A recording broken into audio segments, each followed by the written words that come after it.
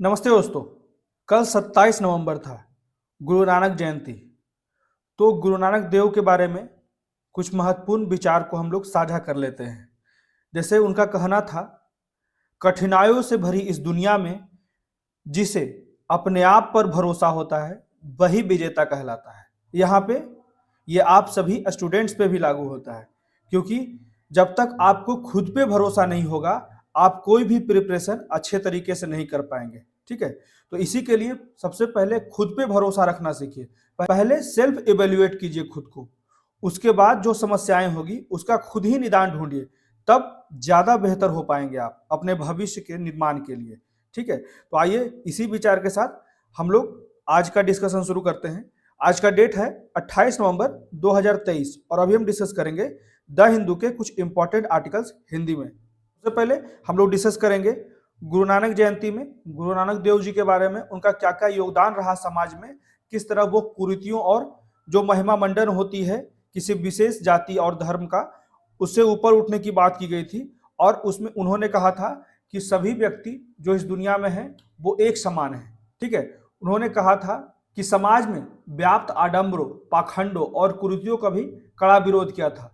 जबरन थोपे जाने वाले रीति रिवाजों जैसे कि सती प्रथा, बलि प्रथा, मूर्ति पूजा, पर्दा प्रथा, इन सभी चीजों को उन्होंने अस्वीकार किया था और महिलाओं के लिए भी बहुत आगे बढ़कर कार्य किया था। ठीक है, तो सभी चीजों को हम लोग विस्तार से पढ़ लेंगे।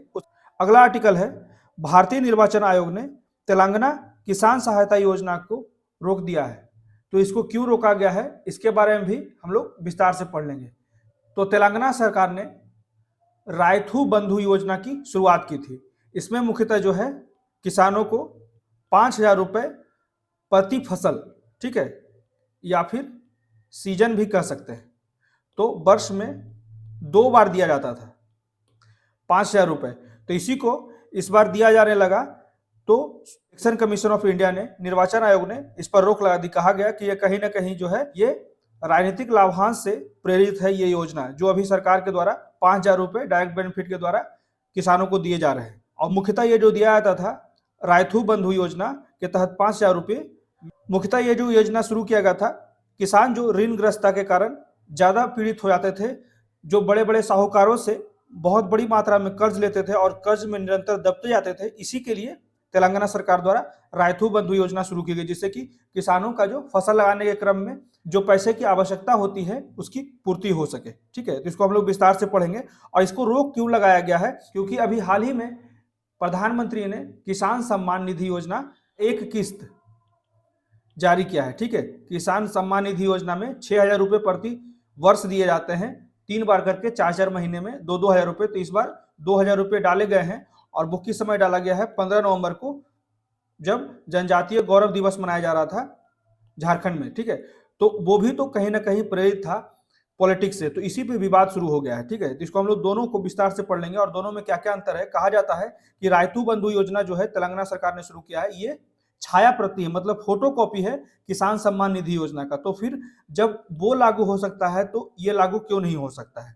ठीक है, इसी पे पूरा विवाद है, इसको हम लोग विस्तार से पढ़ लेंगे। उसके बाद अगला आर्टिकल जो है, अब सर्वोच्च न्यायालय की संरचना में सुधार करने का समय आ गया है। मतलब ऐसा कहा जाता है कि सर्वोच्च न्यायालय में कुछ विभाजन करने की आवश्यकता है, जैसे कि कानूनी, उसके बाद संवैधानिक,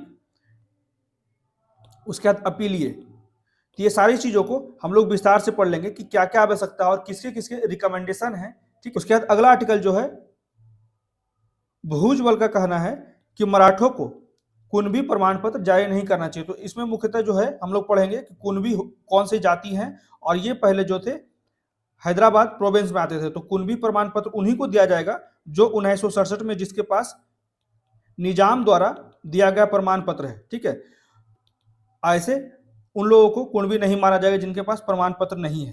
तो इसको भी हम लोग ध्यान से पढ़ लेंगे। तो आइए शुरू करते हैं। तो सबसे पहले श्री गुरु नानक देव के बारे में कुछ चीजें हम लोग पढ़ लेते हैं। जैसे कि 2023 में गुरु नानक जयंती जो है वो 27 नवंबर को मनाई गई। यह दिन जो है सिख धर्म के संस्थापक गुरु नानक देव जी की जयंती है, और इस साल जो है वो 554वीं जयंती है। ये याद रखिएगा, ये कुछ स्टेट पीसीएस में प्रीलिम्स में क्वेश्चन आ सकते हैं। ठीक है, गुरु नानक जयंती जो है वो सिख धर्म में एक लोकप्रिय पवित्र त्योहार है।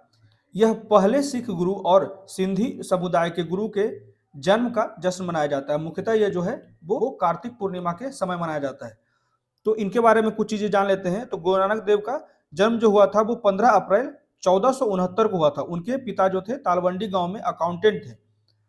गुरु नानक की एक बड़ी बहन थी जिनका विवाह 1475 में हुआ था जयराम के साथ। तो नानक शुरू में अपनी बहन और बहनोई के साथ रहने लगे और 16 साल की उम्र में उन्होंने दौलत खान लोधी के अधीन काम करना शुरू किया।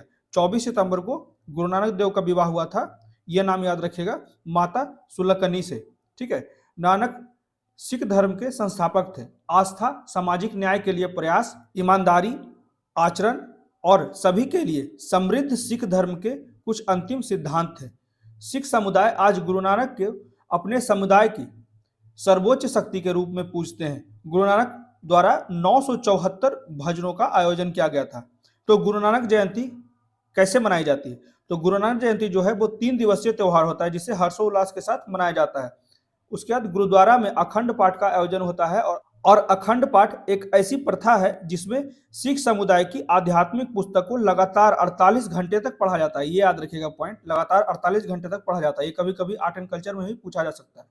तो इन अनमोल त्योहार की पूर्व संध्या पर लोग जो है वो पंच प्यारों के नेतृत्व में एक जुलूस निकालेंगे। गुरु नानक के सामाजिक सुधार क्या क्या थे? तो गुरु नानक देव जी अपने समय के महान समाज सुधारक थे। नानक देव जी ने समाज में व्याप्त आडंबरों, पाखंडों और कुरीतियों का कड़ा विरोध किया। जबरन थोपे जाने वाले रीति रिवाजों जैसे कि सती प्रथा, बलि प्रथा, मूर्ति पूजा, पर्दा प्रथा को उन्होंने अस्वीकृत किया। वे जबरन धर्मांतरण के भी सख्त खिलाफ थे। उनका मानना था कि सभी प्राणी एक समान हैं और कोई छोटा बड़ा नहीं है। सभी लोगों को अपने अनुरूप जीवन जीना चाहिए। नानक जी ने मनुष्य की एकता पर जोर दिया क्योंकि एकता में बहुत बड़ी शक्ति होती है। उन्होंने छोटे बड़े का भेद मिटाने के लिए लंगर की शुरुआत की। लंगर शब्द को निराकारी दृष्टिकोण से लिया गया है। लंगर में सभी लोग एक ही स्थान पर बैठकर भोजन करते हैं। लंगर प्रथा जो है वो पूरी तरह से समानता के सिद्धांत पर आधारित है जो आज की समाज के विभाजित खाइयों को भर सकता है। गुरु नानक देव जी की जाति विहीन समाज की परिकल्पना, जिसमें कोई जातिगत पदानुक्रम न हो, एक समाजवादी समाज की स्थापना में मदद कर सकता है। समानता के उनके विचार को उनके द्वारा दिए गए निम्नलिखित निम्न सामाजिक संस्थानों द्वारा समझा जा सकता है। जो आगे हम लोग लंगर पढ़े, जैसे लंगर हो गया, उसमें सामूहिक खाना पकाना और भोजन बांटना होता है। उसके बाद पंगत, जिसमें ऊंच नीच जाति का भेदभाव किए बिना भोजन कराना होता है। उसके बाद संगत, यह सामूहिक निर्णय के लिए बनाया जाता है संगत। तो इन समतावादी प्रथाओं ने छुआछूत और जाति व्यवस्था को सीधे तौर पर चुनौती दी थी और आज भी जारी है। अब बढ़ते हैं अगले आर्टिकल की तरफ। इसमें कहा जाता है election commission of India stops Telangana farmer aid scheme. Bharat निर्वाचन आयोग ने तेलंगाना किसान सहायता योजना को रोक दी है। मेनली इसकी बात जो की जा रही है रायथू बंधु स्कीम के द्वारा। ठीक है। इसमें जो है हर एक सीजन में 5,000 रुपए जिसके पास 1 एकड़ जमीन है उसको दिया जाता है। ठीक है। तो इसको हम लोग विस्तार से पढ़ लेते हैं। किसानों के लिए तेलंगाना सरकार की प्रत्यक्ष लाभ हस्तांतरण योजना के द्वारा रायथू बंधु के तहत वितरित कुल धनराशि जल्द ही आने वाले दिनों में 50,000 करोड़ रुपए तक पहुंच जाएगी। और यह योजना जो है वो 2018 में शुरू की गई थी। तो क्या था रायथू बंधु योजना? तो रायथू बंधु योजना या किसान निवेश सहायता योजना तेलंगाना सरकार द्वारा वर्ष में 2 फसलों के लिए किसानों के निवेश का समर्थन करने के लिए एक कल्याणकारी कार्यक्रम है। यह योजना राज्य के किसानों को उनके रोजमर्रा के कार्य के लिए प्रोत्साहित करता है। इस योजना के तहत तेलंगाना राज्य के लगभग 58.33 लाख जो है किसानों को रबी और खरीफ दोनों मौसम में वर्ष में 2 बार कृषि निवेश का समर्थन करने के लिए प्रति सीजन फसल बुआई के समय 5,000 रुपए प्रदान किए जाते हैं। यहाँ पे इसमें फिगर में भी देख सकते हैं, जैसे crops investment at rate of 10,000 पर एकड़ फॉर बोथ सीजन, उसी की बात की जा रही है। जिसके पास 1 एकड़ जमीन है उसी को ये मिलेगा, आगे का कोई कैप नहीं लगाएगा, आगे का कोई लिमिट नहीं है। जिसके पास मान लीजिए 500 एकड़ जमीन है तो उसे उसी अनुसार से मिलेगा। आगे देख लेते हैं इसका उद्देश्य क्या है रायथू बंधु योजना का। तो इस योजना के पीछे का उद्देश्य ग्रामीण ऋणग्रस्तता के दुष्चक्र से जो फंसे रहते हैं उसको तोड़ना है। मेनली जो किसान जो होते हैं जब फसल बोते हैं उनके पास पैसों की कमी होती है तो वो गांव या शहर में जो बड़े बड़े साहूकार हैं उनसे कर्ज लेते हैं और इसी ऋण के दुष्चक्र में फंस जाते हैं। अगर फसल खराब हो गया तो फिर अगले बार भी नहीं चुका पाते हैं, फिर से लोन लेते हैं। ठीक है, तो इसी के समाधान के उद्देश्य से तेलंगाना सरकार ने रायथू बंधु योजना की शुरुआत की, जिसके तहत 5,000 रुपए पर सीजन, ठीक है, वर्ष में 2 बार दिए जाते हैं पर एकड़ के अनुसार से।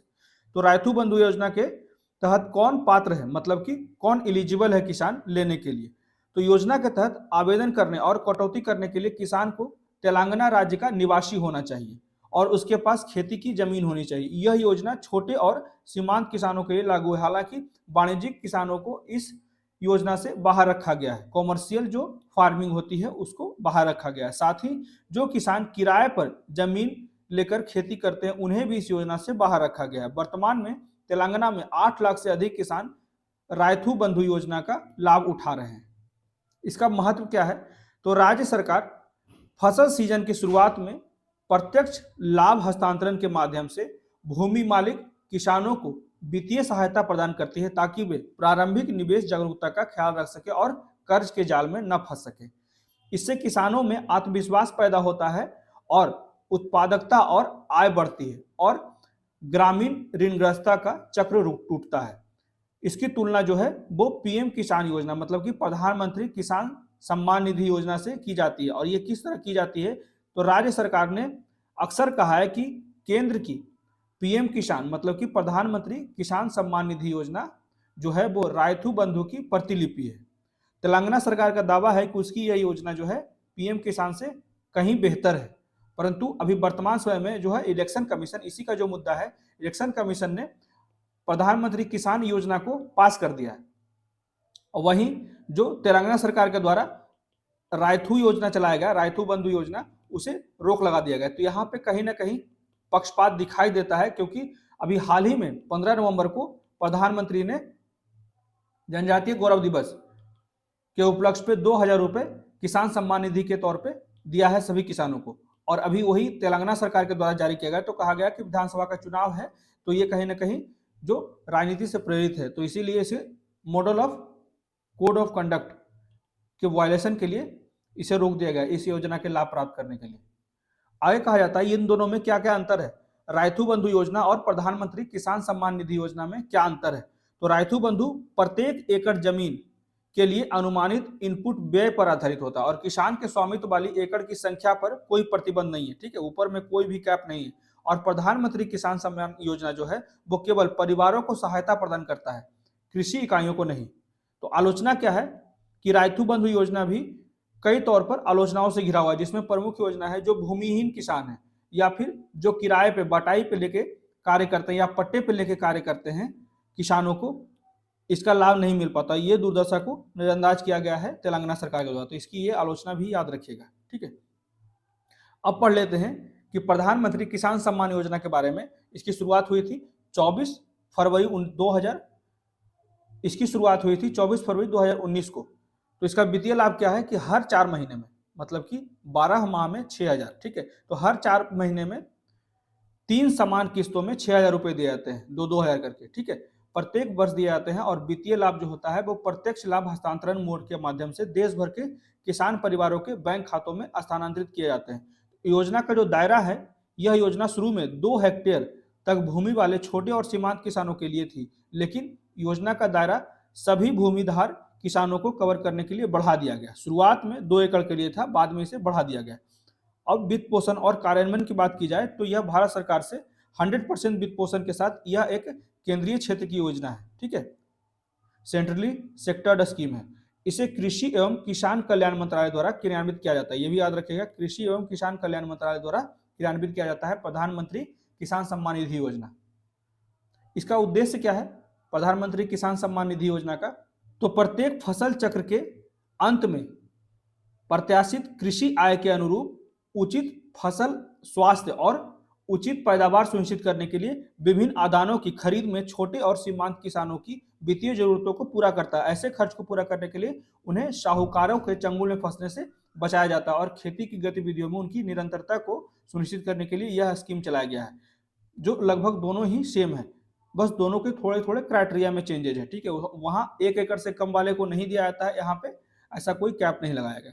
प्रधानमंत्री किसान मोबाइल ऐप भी शुरू किया गया है। इसे इलेक्ट्रॉनिक और सूचना प्रौद्योगिकी मंत्रालय के सहयोग से राष्ट्रीय सूचना विज्ञान केंद्र द्वारा विकसित और डिजाइन किया गया है। और भौतिक सत्यापन मॉड्यूल योजना में निर्धारित प्रावधानों के अनुसार प्रत्येक वर्ष 5% लाभार्थी का अनिवार्य भौतिक सत्यापन किया जा रहा है। ठीक है, फिजिकली भी वेरिफिकेशन किया जा रहा है।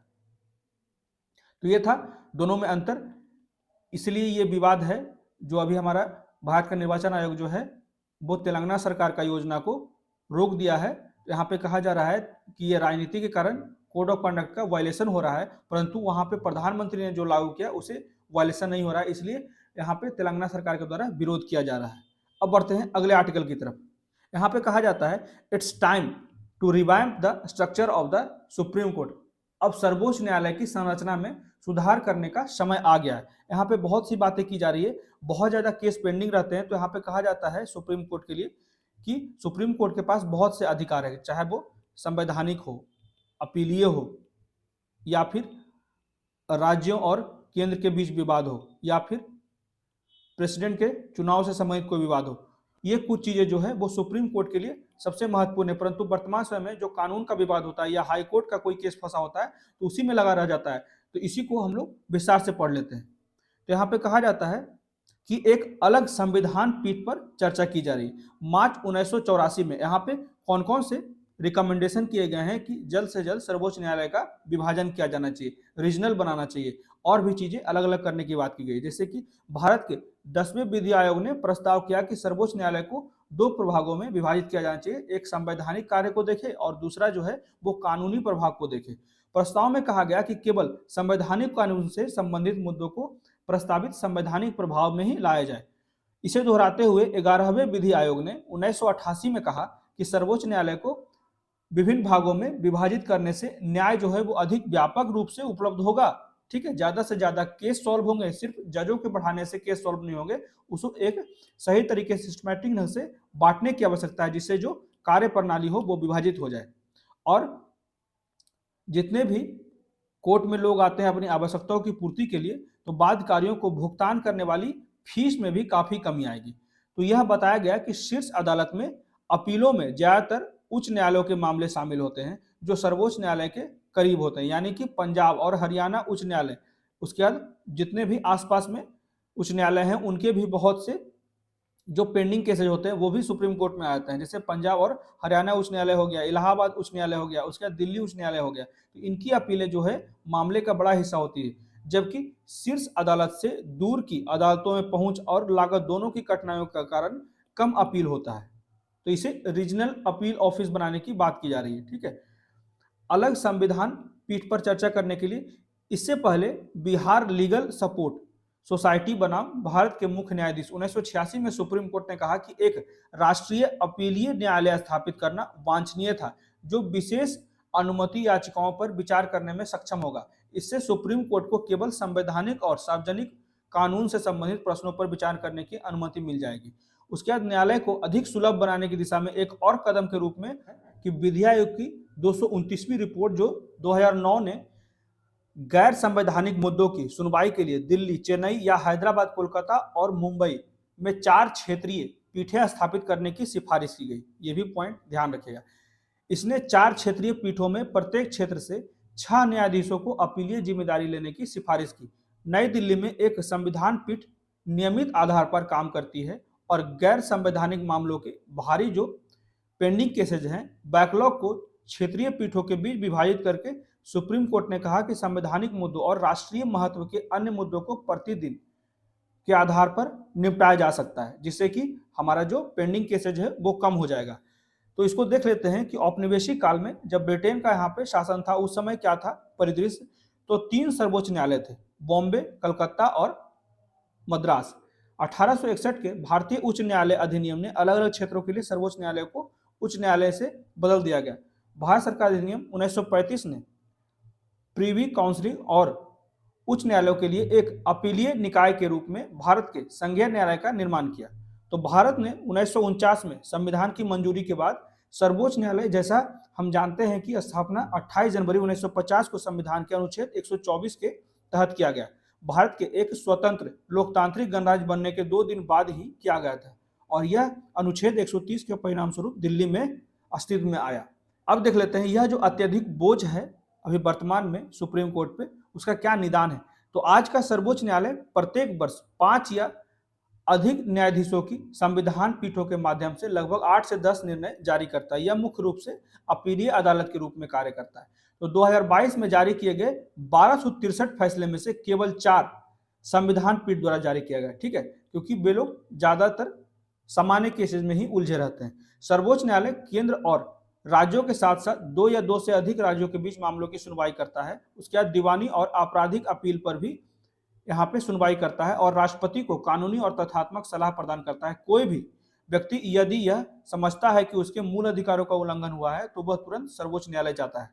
ठीक है, तो सर्वोच्च न्यायालय के कार्य को विभाजित किया जा सकता है ताकि एक अंतिम अपीलीय न्यायालय और एक अस्थायी संविधान पीठ हो सके। इससे संवैधानिक अधिकार के तहत दायर मामलों को अपीलीय और समीक्षा क्षेत्राधिकार के तहत दायर मामलों से स्पष्ट रूप से अलग करके अधिक न्यायिक स्थिरता और निरंतरता सुनिश्चित की जा सकती है। एक संविधान पीठ जो कि है वी बसंत कुमार बनाम HC भाटिया इन मुद्दों का विश्लेषण कर रही है और सर्वोच्च न्यायालय तक पहुंचने के लिए नागरिकों के मूल अधिकारों की रक्षा के उपायों पर विचार कर रही है। चीफ जस्टिस ऑफ इंडिया के मार्गदर्शन में अदालत की कई अपील पीठ को क्षेत्रीय पीठों के रूप में नामित करके सर्वोच्च न्यायालय में इस संरचनात्मक अंतर को दूर करने का अवसर है। इसी का बात यहाँ पे किया जा रहा है। ठीक है, तो ये था पूरा का पूरा मुद्दा। क्यों चाहिए सुप्रीम कोर्ट को विभाजित करने की आवश्यकता है, क्या कारण है, और इतने जो पेंडिंग केसेज हैं उसको सिर्फ जजों के बढ़ाने से ही समाधान नहीं मिलेगा। कुछ क्षेत्रीय परिवर्तन करना होगा, कुछ संरचनात्मक परिवर्तन करने की आवश्यकता है जिससे कि जो पेंडिंग केसेज हैं वो बहुत तेजी से कम हो सके। ठीक है, अब बढ़ते हैं अगले आर्टिकल की तरफ। इसमें कहा जाता है भुजबल का कहना है कि मराठों को कुणबी, ठीक है, कुणबी प्रमाण पत्र जारी नहीं करना चाहिए। तो इसके बारे में मोस्टली ज़्यादा चीज़ें हम लोग नहीं पढ़ेंगे, बस कुणबी कौन सी जाति होती है, ये कहाँ थे, इनके बारे में हम लोग चीज़ें को देख लेते हैं। हाल ही में मराठा कार्यकर्ता मनोज जारंगो पाटिल ने नौकरियों और शिक्षा में समुदाय के लिए आरक्षण की मांग को लेकर 17 दिन का अनशन तोड़ा। मई 2021 में सुप्रीम कोर्ट द्वारा राज्य के सामाजिक और शैक्षणिक रूप से पिछड़े वर्ग अधिनियम 2018 के तहत मराठों के लिए कोटा को रद्द कर दिया है। वर्तमान समय में महाराष्ट्र में भी 52% आरक्षण हो गया है, जो कि कहीं ना कहीं 50% के स्लैब को पार कर जाता है। अभी बहुत से राज्य ऐसा कर चुके हैं, बिहार भी अभी 65% हो गया है।